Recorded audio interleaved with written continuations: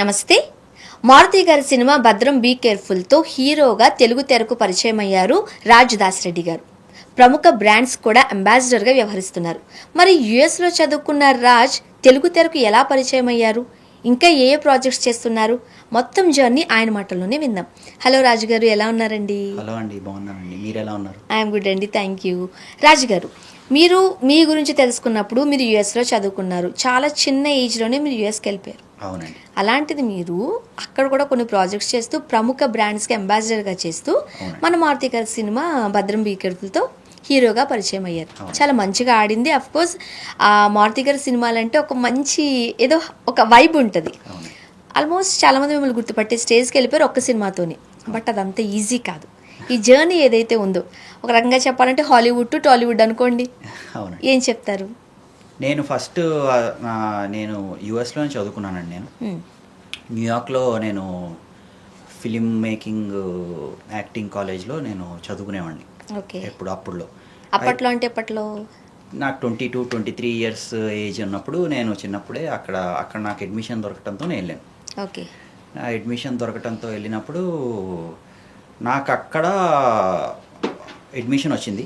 వచ్చిన తర్వాత నేను అంతా కంప్లీట్ చేసుకున్న తర్వాత నేను నా షో రీల్స్ కానీ, నేను ఫోటోషూట్స్ ఇవన్నీ తీసుకుంటుంటారు అనమాట. అక్కడున్న అంటే నేను యాక్టింగ్ స్కూల్లో, యాక్టింగ్ కాలేజ్లో జాయిన్ అయ్యాను అనుకోండి, డైరెక్షన్ డిపార్ట్మెంట్కి వేరే టీం ఉంటుంది అనమాట. అలాగే సినిమాటోగ్రఫీకి వేరే టీం ఉంటుంది, ఎడిటింగ్కి వేరే టీం ఉంటుంది అనమాట. అలాగా మాది మొత్తం కంప్లీట్ అయిపోయేటప్పటికి వీళ్ళది కూడా కంప్లీట్ అయిపోద్ది. ఈ డైరెక్షన్ డిపార్ట్మెంట్కి కంప్లీట్ అయిపోద్ది, ఎడిటింగ్ కంప్లీట్ అయిపోద్ది, సినిమాటోగ్రఫీ కంప్లీట్ అయిపోద్ది కదా. ఆ బ్యాచెస్లో వీళ్ళు ఏం చేస్తారంటే, ఈ డైరెక్టర్ అనేవాళ్ళు ఈ యాక్టింగ్ ఎవరైతే చేస్తున్నారో వాళ్ళని పిక్ చేసుకుంటారు అనమాట. ఓహో.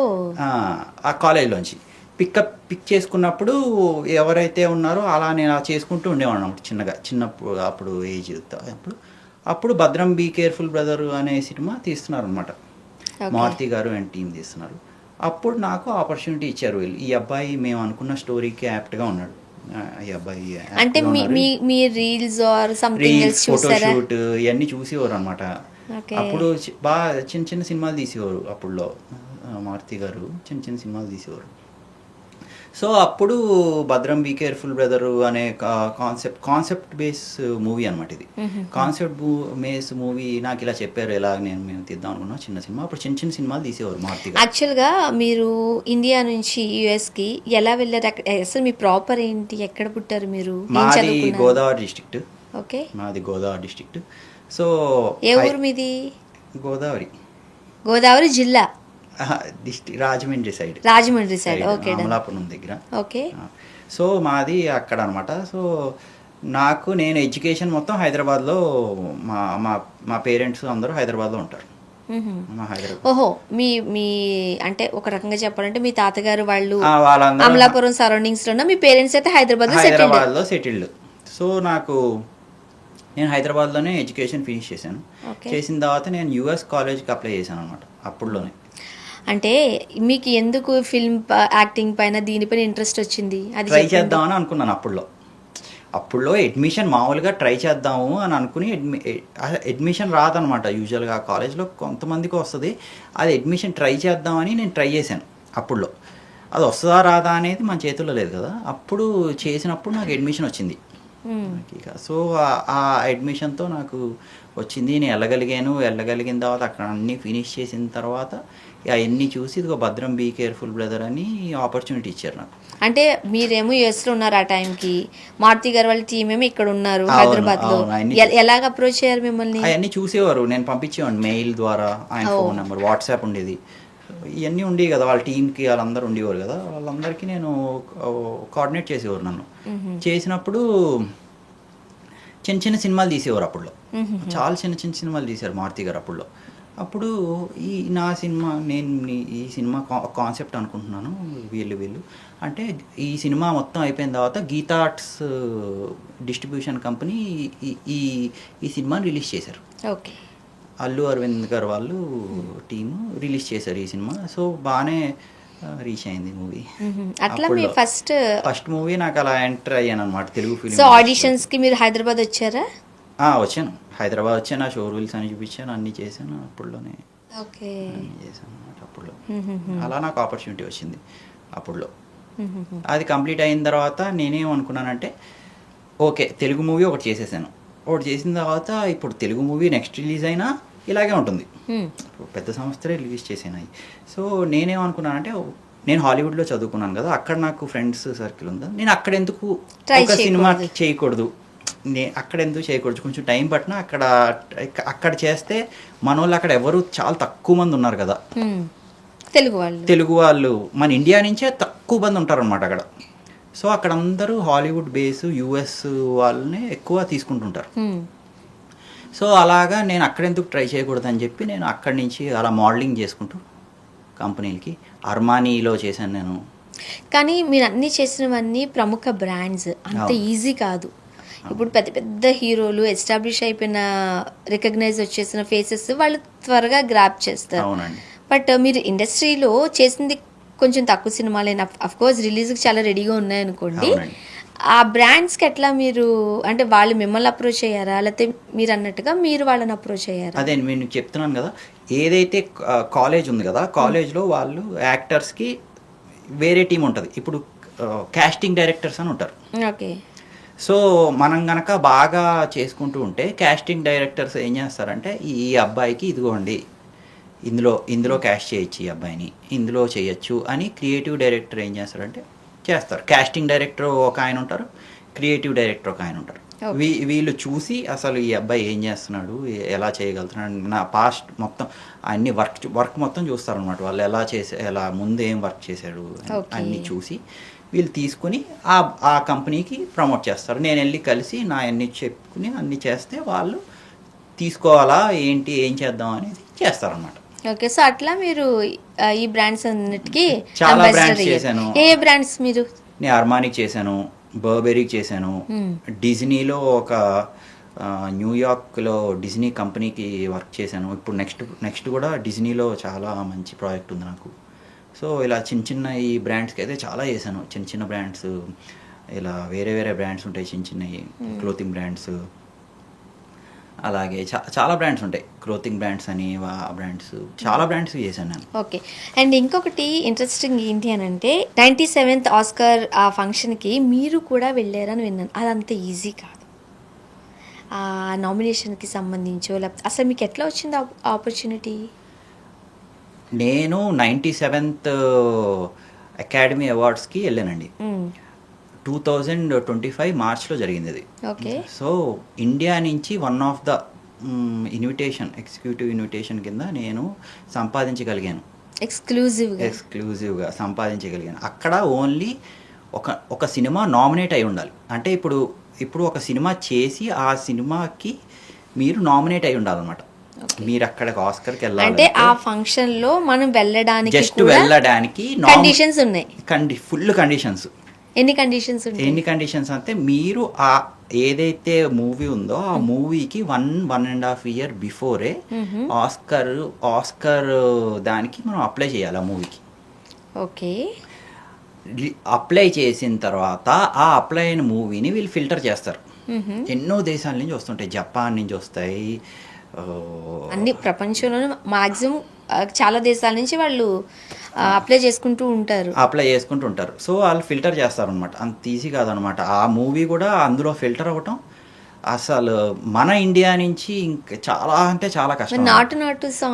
నాటు అనేది మనకి 95th అసలు ఇండియన్ ఫిలిం ఇండస్ట్రీ మొత్తం గర్వంగా బాలీవుడ్ వాళ్ళు కూడా చాలా గర్వపడే స్టేజ్ మీద మన తెలుగు నాటు పాట ప్లే అయ్యి అది ఆస్కర్ సంపాదించడం అనేది చిన్న విషయం కాదు. ఇప్పుడు దాంట్లో అయితే నేను అక్కడ చదువుకున్నా కాబట్టి అయితే చెప్తున్నా, అది నేను అక్కడ చదువుకున్నా కాబట్టి అక్కడ కొన్ని మెంబర్స్ ఎవరైతే ఉంటారో జ్యూరీ మెంబర్స్ అంటారు కదా, జ్యూరీ మెంబర్స్ వాళ్ళ టీము వీళ్ళందరూ నాకు బాగా పరిచయం అనమాట. ఎప్పటి నుంచో నాకు తెలిసిన వాళ్ళు కొంచెం మంచి స్టేజ్లో అక్కడ సెటిల్ అయ్యారు హాలీవుడ్ ఇండస్ట్రీలో. సో అక్కడ నేను ఒక పెద్ద సంస్థ వార్నర్ పిక్చర్స్, హాలీవుడ్ సినిమాలు చాలా చేశారు వాళ్ళు, చాలా ఇప్పుడు కూడా చాలా సినిమాలు చేస్తారు. ఆ కంపెనీ ద్వారా నేను షూటింగ్ చేశాను చాలా మటుకి. ఆ కంపెనీ ద్వారా ఇదిగో ఈ అబ్బాయి వన్ ఆఫ్ ద లీడ్ కింద మా సినిమాలో వర్క్ చేస్తున్నాడు అని చెప్పి నేను 1 year బ్యాక్ వాళ్ళకి నా అన్ని ప్రాజెక్ట్స్ నేను ఏమేం చేస్తున్నాను అక్కడ ఎలా చేస్తున్నాను ఎప్పుడెప్పుడు రిలీజ్ అవుద్ది అనేది మొత్తం నేను వాళ్ళకి మొత్తం 1 year నుంచి ఫాలో పంపించాను. అంటే మీరు వార్నర్ బ్రోస్ కి ఆ సమర్పణకి ప్రొడక్షన్ production హౌస్ house మీ through- ప్రాజెక్ట్స్ అన్ని మీరు పెట్టారు. వార్నర్ బ్రో త్రూ ఆస్కర్స్ పెట్టించా అవార్డ్ సెరమనీకి. సో వాళ్ళు మరి మీరు సినిమా కంప్లీట్ చేసి ఆస్కర్ నామినేట్ అయితేనే మేము అలౌ చేస్తాం అని అన్నారనమాట ఫస్ట్లో నేను అప్లై చేసినప్పుడు. అప్పుడు నేనేం చేశానంటే ఈ వార్నర్ బ్రో పిక్చర్స్ అని ఇంకో 2-3 సంస్థలు ఉన్నాయి నాకు. 20th పారమౌంట్ పిక్చర్స్ అని కొన్ని ఉన్నాయి. Paramount. కానీ అంత క్లోజ్ కాదు అన్నమాట. వీళ్ళు నాకు క్లోజ్ ఓకే. అంటే పరిచయం ఐ మీన్.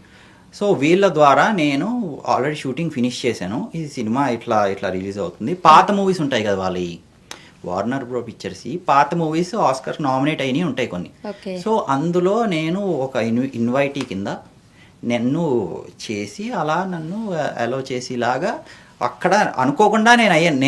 నేను అసలు నాకు ఇన్విటేషన్ వస్తుంది అనుకున్నా నాకు అసలు నమ్మకం లేదు ఫస్ట్. ఓకే. ఎందుకంటే అక్కడ కంపల్సరీ ఆ హాలీవుడ్ ఫిల్మ్ ఇండస్ట్రీలో సినిమా నామినేట్ అవ్వాలి వెళ్ళాలంటే అక్కడికి. అదే చెప్తున్నారు ఇంతకు ముందు నుంచి. 95th నాటు మన RRRకి వాళ్ళు ఫిలిం చాలా నామినేషన్స్ వచ్చాయి. కానీ అన్ని నామినేషన్స్తో పాటు ఒకటి విన్ అయింది. అంటే ఎంత కష్టం చూడండి. అండ్ యాక్చువల్గా మనం టీవీ ముందు చూస్తూ ఆస్కర్ అవార్డ్ ఫంక్షన్ చూస్తున్నప్పుడు మనకు ఒకలాంటి గూస్ బంప్స్ వస్తాయి. మన తెలుగుకి సంబంధించిన అనౌన్స్మెంట్ వస్తే మనకి ఇంకా ఒకలాంటి ఉత్సాహం. అలాంటివి మీరు డైరెక్ట్గా వెళ్ళి చూసారు. ఆ ఎక్స్పీరియన్స్ ఏంటి? ఇప్పుడు నేను 97th వెళ్ళానండి. ఇప్పుడు 98th కూడా నెక్స్ట్ ఒక 1.5 monthలో వస్తుంది. మీరే చూడండి అసలు ఇండియన్ వాళ్ళు ఎవ్వరు ఉండరు అక్కడ. చాలా తక్కువ మంది ఉంటారు. ఎలిఫెంట్ విస్పర్స్ అని ఒక మూవీ వచ్చింది. ఆ మూవీకి వచ్చింది. అది కూడా షార్ట్ ఫిల్మ్ కేటగిరీలో వచ్చింది ముందు. వెరీ రేర్ అనమాట మన వాళ్ళు. సో నాకు బాలీవుడ్ నుంచి నేను వెళ్ళానని తెలుసుకునే వాళ్ళు బాలీవుడ్ వాళ్ళు కూడా చాలామంది నన్ను అడిగారు. ఇలాగా రెడ్ చిల్లీస్ ఎంటర్టైన్మెంట్స్ అని ఒకటి ఉంటుంది. సో వాళ్ళు షారుఖ్ ఖాన్ గారు వాళ్ళు అడిగారు. అమితాబ్ బచ్చన్ గారు అంటే ఇవన్నీ పెద్ద బ్యానర్స్ అన్నీ నన్ను అడిగాయి అనమాట. అప్పుడు నేను ఎలాగైనా ఇంకా చిన్నోడిని కదండి. అంటే వాళ్ళంతా పెద్ద బ్యానర్స్ కదా. సో అవన్నీ అడిగినప్పుడు నేను వాళ్ళకి రిప్లై ఇచ్చాను. ఇలా కొన్ని కంపెనీ బాలీవుడ్ కంపెనీస్కి ఇలా వాళ్ళు కూడా అడిగారు అన్నమాట. నువ్వు ఎలా వెళ్ళగలిగావు, ఎలా చేయగలిగావు, మాకు కూడా మా సినిమా కూడా రిలీజ్ అవుతుంది, మేము కూడా నామినేట్ చేయాలనుకుంటాం. ఓకే. సో ఎలాగ అసలు ఇది ఎలా సాధ్యపడుతుంది, ఎలా అప్రోచ్ అయ్యారు, మాకు దారి ఉంటుందా, ఎలా చేసుకోవచ్చు మేము అంటే నేను చెప్తానండి, మీకు కలిసి మీకు ఎక్స్ప్లెయిన్ చేస్తాను ఎలా అనేది కొంతమందికి చెప్పాను. అలా పెద్ద వాళ్ళు అందరూ చూస్తే ఇంకా చిన్నవాడు కదండి, స్లోగా డెవలప్ అవుతున్నాం కదా. సో అలా మెల్లగా డెవలప్ అవుతున్నాం అనమాట. చెప్తున్నాను వాళ్ళు ఏం అడుగుతుంటే వాళ్ళకు కూడా నేను ఇలా పెద్ద వాళ్ళు ఉంటారు, అజయ్ దేవగన్ గారి పెద్ద స్టార్స్ అండి, స్టార్ యాక్టర్లు అందరికి కూడా వాళ్ళ కంపెనీలు ఉంటాయి కదా, వాళ్ళు కూడా అడుగుతున్నారు అనమాట. వాళ్ళ టీంను పంపిస్తున్నారు. వాళ్ళ టీం ఉంటారు కదా, మేనేజింగ్ హెడ్స్, వాళ్ళని పంపించి అడిగిస్తున్నారు అనమాట. ఎలా వెళ్ళగలిగాడు ఈ అబ్బాయి అక్కడి వరకు అంటే నేను చెప్తున్నాను అనమాట. ఇలా నేను కలిసినప్పుడు చెప్తాను, ఇలా చెప్తాను అని చెప్పి వెళ్ళాను. మన 97th మాత్రం మన తెలుగుకి వన్ ఆఫ్ ద ఇన్వైటీ కింద, ఎక్స్క్లూజివ్ ఇన్వైటీ కింద నేనైతే వెళ్ళడం జరిగింది, చూడటం జరిగింది. అసలు one of the memorable incident. దానికి ఆస్కర్కి మించింది అయితే ఇంకా సినిమా ఇండస్ట్రీలో గుర్తింపు అనేది అదే ఇంక హైయెస్ట్ అనమాట. సో అది నేను వెళ్ళగలిగాను, సాధించగలిగాను అనమాట ఫ్రమ్ తెలుగు. ఓకే. ఏంటంటే మీరు డైరెక్ట్గా చూసినప్పుడు మా బోటోళ్ళకి టీవీలో చూడడం తప్ప డైరెక్ట్గా చూసే అంత ఇది ఉండదు కదా. ట్రై చేయొచ్చు. బట్ ఆల్రెడీ మీరు దాన్ని అచీవ్ చేసేసారు కాబట్టి ఆ ఎక్స్పీరియన్స్ ఏంటి, ఎలా ఉంటుంది, ఆ కండిషన్స్ అండ్ ఆల్? అయితే కంపల్సరీ ఇప్పుడు 1 year నుంచి 1 year వరకు ఉంటుందండి. మార్చ్లో జరుగుద్ది సెరమనీ. సో మార్చ్ నుంచి మార్చ్ వరకు, మార్చ్కి మనకి జనవరికి నామినేషన్స్ ఇవన్నీ వచ్చేస్తుంటాయి. సో ఇవన్నీ చేయాలంటే 1 year ముందే మనం స్లాట్ తీసుకుని అక్కడంతా చేసుకుంటాం. అంటే ఎన్ని కంట్రీస్ వాళ్ళు ట్రై చేస్తారంటే చాలామంది ట్రై చేస్తూ ఉంటారు.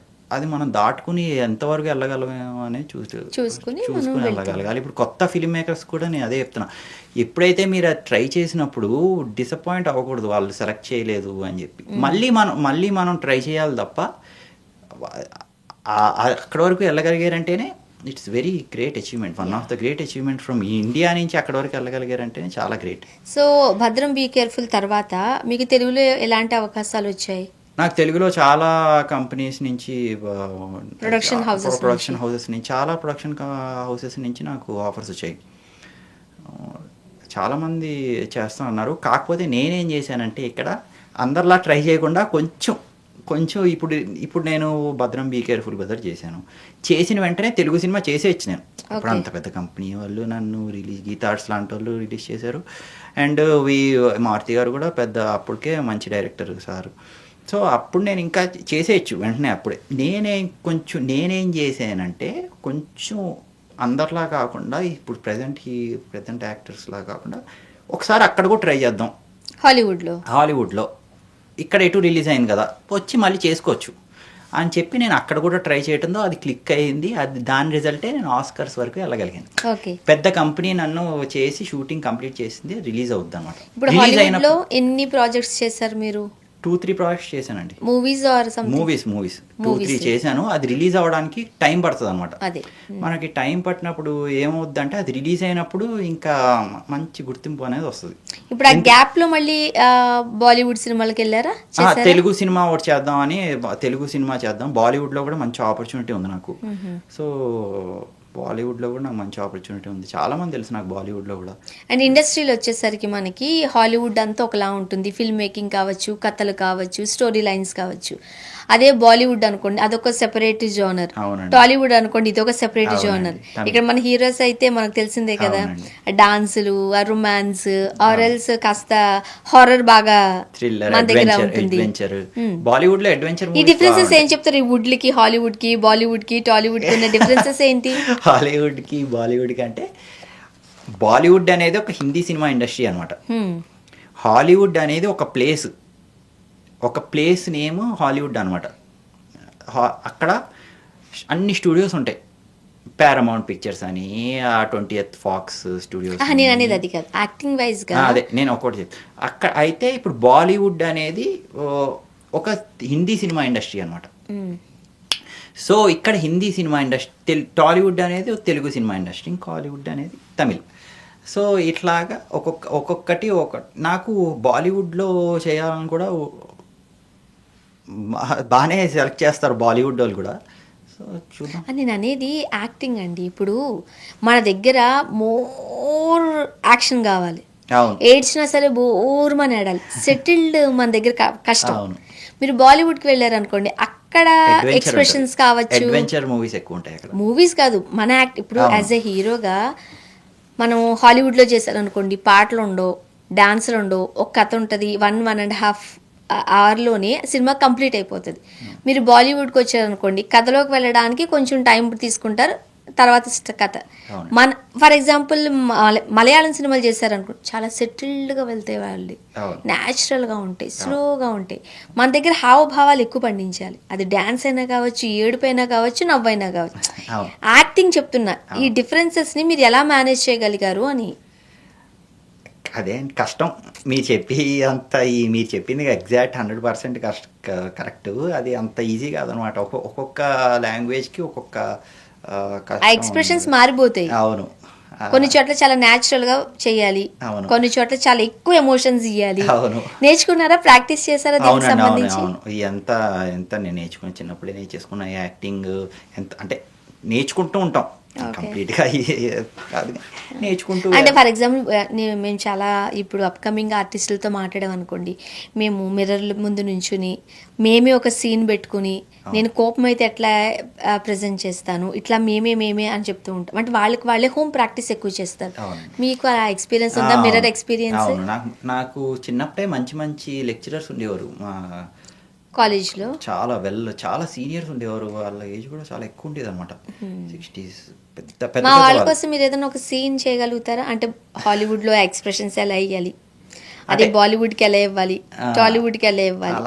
అలాగే నేను కంప్లీట్గా డైరెక్టర్ ఏది చెప్తే అది నేను చేయడానికి Director చేసేటట్టు కి నన్ను మౌల్డ్ చేశారనమాట. ఒకళ్ళు డైరెక్టర్గా ఉంటే వాళ్ళు ఏం చెప్తే నీవు నీ పని నువ్వు ఎలా 100% నువ్వు ఆ డైరెక్టర్కి ఇవ్వగలవు. ఎందుకంటే ఆ డైరెక్టర్ అనేట ఆయన అసలు ఎంతో మందిని చూసుంటారు, మౌల్డ్ చేసి ఉంటారు. మౌల్డ్ చేసి ఆ సెట్లో అందరినీ చేయగలగాలి.